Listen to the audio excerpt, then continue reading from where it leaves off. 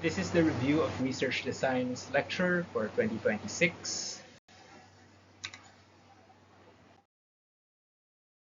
Our objectives are, at the end of this lecture, you should be able to identify the difference between qualitative and quantitative research designs, determine the strength of evidence of a quantitative research study based on its design, identify the nature of a research study, and differentiate between descriptive, analytical, and interventional studies, identify which category a research design belongs to, and be able to choose the appropriate study design for a topic for your future research. And last, to be able to do self-directed learning for any identified knowledge gaps. So in general, there are two kinds of research designs. You have your qualitative and your quantitative studies. So your qualitative studies look at real-world phenomena and it collects data on things that are not numerical. So insights, experiences, opinions, reactions. And the measurements tend to be nominal or ordinal, or if you operationally define a certain phenomenon, it gets quantified, but yeah, that you have to operationally define it. This is very common in the social sciences, the qualitative research study designs, but it is also important in the health sciences, particularly when we are studying a certain um, phenomenological uh, phenomenological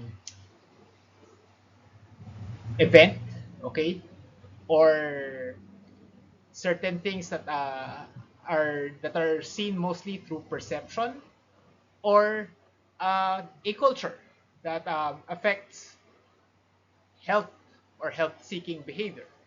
Like, for example, let's talk about the anti-vaxxers. Okay, so if you want to find out why they are in that sort of culture or in that sort of group, perhaps a qualitative study design is better to gauge their opinions and their beliefs rather than a quantitative study design.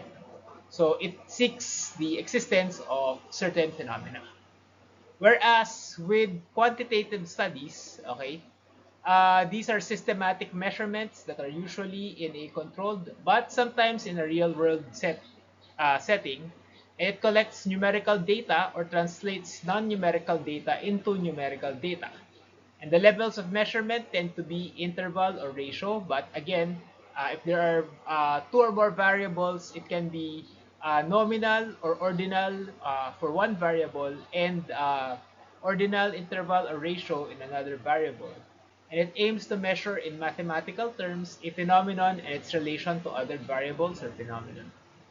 A lot of times, and I disapprove of this, they call this the hard science or hard evidence because it is easier to make evidence out of numbers and it is more valid as research. Okay, I disagree with this because qualitative studies have their place in scientific understanding. Okay.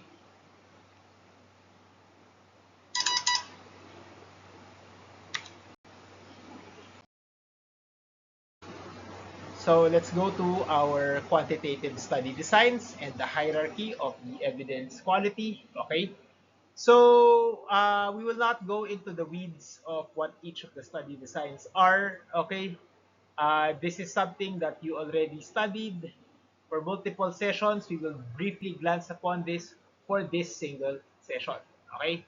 So we start with the evidence quality with your case studies or case reports, but the formal term should be case studies. Okay. Um, and then you have your case series where instead of using descriptive statistics, uh, you use summations. Okay, you use a few inferential statistics. Okay, and then go to your next level, which is your your other types of observational studies. These are your um, well, for the descriptive side, there's your correlational studies. or two variables, and then you have your descriptive analytical studies, and then on over on the analytical observational studies, you have your case control studies, which study rare diseases, your cohort studies, which tend to study your rare exposures or rare risk factors, and then your analytical cross-sectional studies, which are only seen through one moment in time. And then after that, so in the analytical observational studies, they can study two or more variables, while without any manipulation. Okay. Whereas with interventional studies, there is a growing strength, okay, with regards to using or choosing a certain modality or treatment option, because here you are actually manipulating the uh, independent variable, okay, so that we will see the outcome through the dependent variable, okay. So these are your interventional studies. So it includes the ones that are foremost in the health sciences, the randomized controlled trials, but also other clinical trials, and also sometimes your quasi-interventional or quasi-experimental studies. Okay? And on top of that, you have your, well, the summation, okay, the meta-analysis and summation and systematic reviews.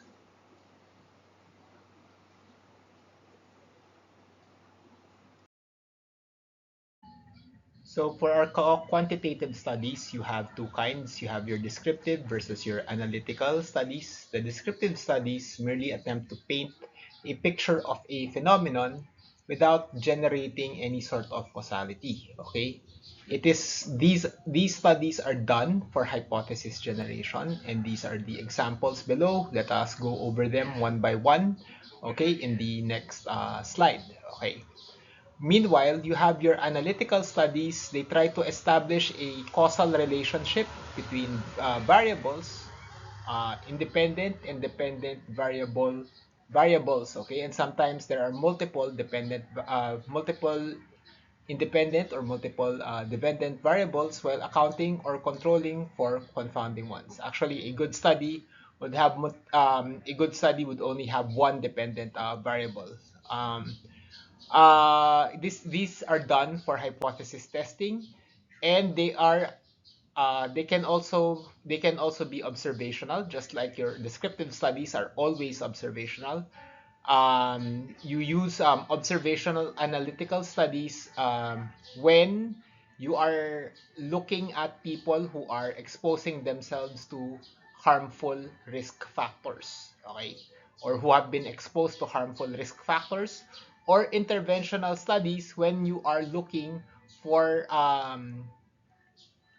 treatment modalities that you can use, okay, when you're manipulating the independent variable for the benefit of a patient or of the individual, okay. And these are the examples which we will go over in several slides from now, okay. As for cross-sectional studies, you'll notice that they can be both descriptive and analytical. It is descriptive when it only notes the prevalence of a condition, disease, or phenomenon at a specific point in time. Like, for example, we note that there was an outbreak of COVID-19 in a school, okay? And the number of people who were affected for that particular week, that is a descriptive cross-sectional study, okay? However, it becomes analytical when it tries to establish a relationship between variables. So, for example, it tries to see the number of people with COVID-19 who were from um, these particular sections, okay? So that becomes an analytical cross-sectional study already. So once again, these are your descriptive observational designs, your case reports, which paint one patient. Actually, it could be multiple patients if we are no longer differentiating between case reports and case series based on their number, okay? Although it is going to be very tedious if you are going to have 10 or so patients for a single case report, the case series, what differentiates it is if it uses inferential statistics uh, as part of the research design. Okay, and then you have, again, as mentioned before, the descriptive cross-sectional studies, your correlational studies, which look at the correlation between individuals with regards to an independent and a dependent variable. Again, it doesn't establish causality, just a relationship, whether there is a positive or a negative correlation. And ecologic studies put this on a more macroscopic scale by looking at uh, populations rather than individuals. And that's why you have your ecologic bias. Okay. So for your analytical observational designs, you have your case-controlled studies, where your case is are the people with the outcome or the disease that has been selected. So that's your dependent variable. And then you have your control, people without the dependent variable, without the disease. Okay. And you try to look at the various risk factors or factors that may have contributed or help prevent the outcome. Okay, so and you look at that through your odds ratio. Okay, that's your case control studies. Whereas with cohort studies, you can have your concurrent or non-concurrent studies. uh, you have your non-concurrent, okay, which looks into the past. You already have the data, and it looks at all of the different risk factors, and then certain independent variables that led to an outcome being studied. Okay, whereas with your concurrent, your prospective study, you look at it, you collect and you build and you try to see the risk factors and then the appearance of a certain disease of interest. Okay, so with the case control studies, these are very useful for studying rare diseases. And cohort studies, these are very useful for studying rare risk factors. Like, for example, let's say you have two schools. Okay, one school is near an AI data center, and another school is away from an AI data center, and we can use the cohort studies to see which particular sets of students are more likely, all things equal, to be able to have higher test scores in standardized exams. Okay, or be able to go into a top university, for example. Okay, so that can be that can be a cohort study.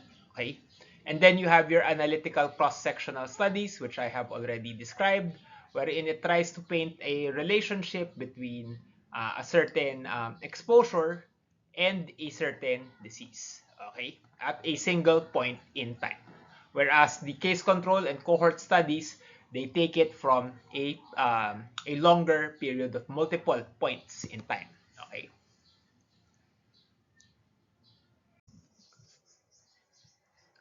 So you have your interventional studies, which are your quasi-experimental research designs. So these are usually the ones that are not blinded, the ones that are not the ones that are not either not controlled, or the ones that are not randomized. Okay, this is done because ethically it will be harmful when we know that there is a certain benefit for the intervention. Okay, and you have your experimental research designs, where our gold standard is the randomized controlled trial. So these are your interventional studies. Okay.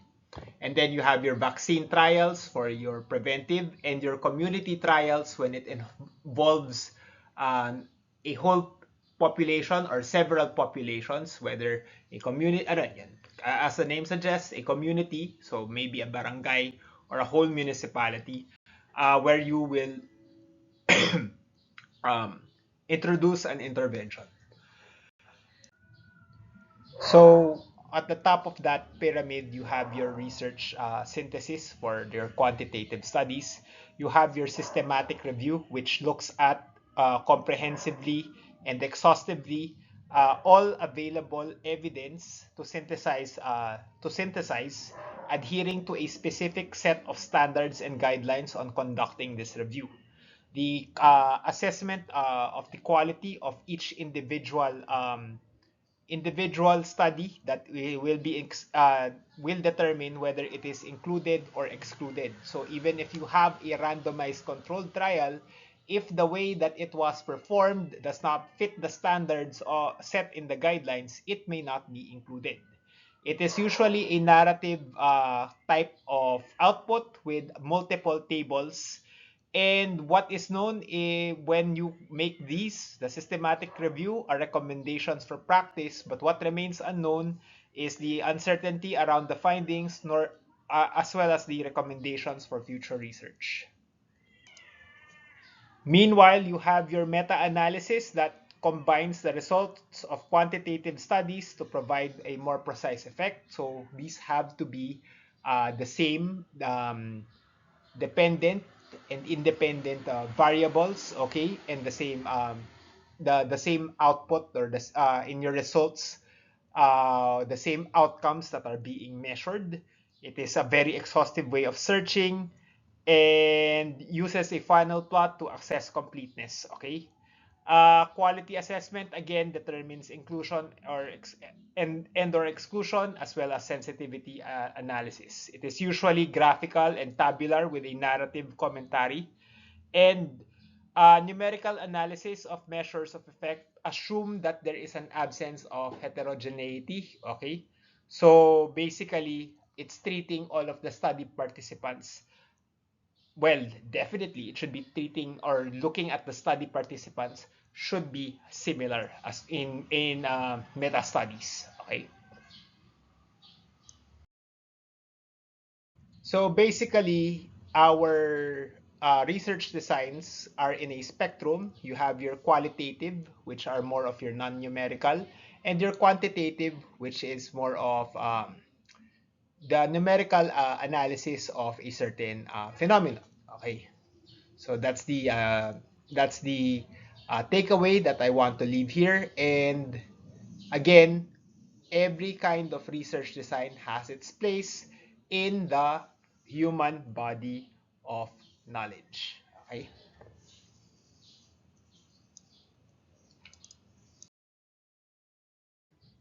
So a parallel to qualitative studies and quantitative studies, if you look at it through, say, being somebody who owns a vineyard, qualitative studies would be taking note of the presence of the wines in a cellar, the vintage, the smell, the aroma, and the taste of a particular year that you harvested. Okay. And quantitative studies count the number of red wines and white wines, the number of bottles for a particular vintage, and which vintages sell particularly well.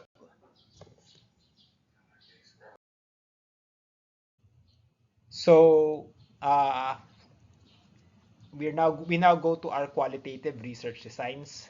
Qualitative research designs identify obstacles and barriers that quantitative research cannot overcome. Explores reasons behind certain behaviors that say acknowledge attitudes and practice study will not be able to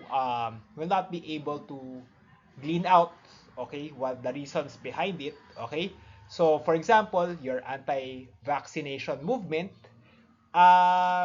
you have to understand the culture of the anti-vaxxers, why they choose not to be vaccinated and why they choose to not vaccinate their own children. And the KAP might not be the best kind of research design for that. You have to understand their culture, the mindset, the how they see the world, okay, how they experience the world, their phenomenological field, okay.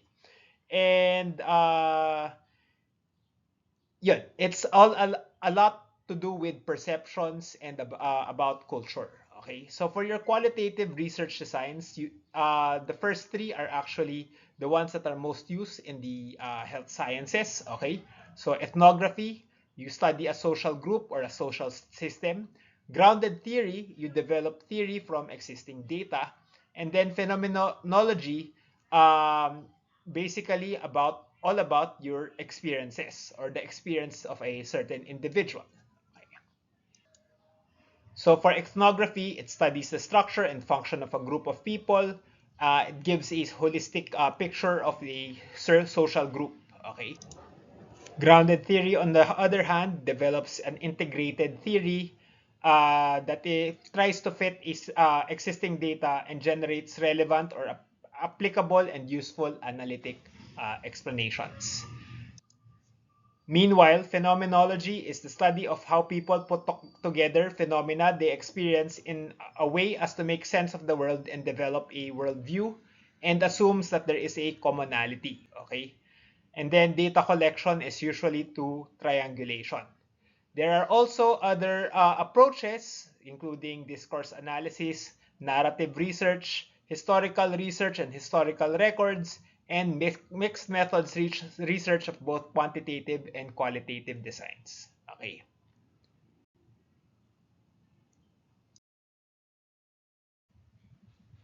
So, which study design is right for you right now at this point in Research Methods 2, where you are trying to come up with your research proposal? Consider your resources: financial, staffing, the number of researchers, the time period that you have. And with those resources, take note of the following. Is it feasible? Is it realistic? Is it attainable? And what are the contingencies in case it is turned down by our institutional review board? Okay. And this ends the lecture.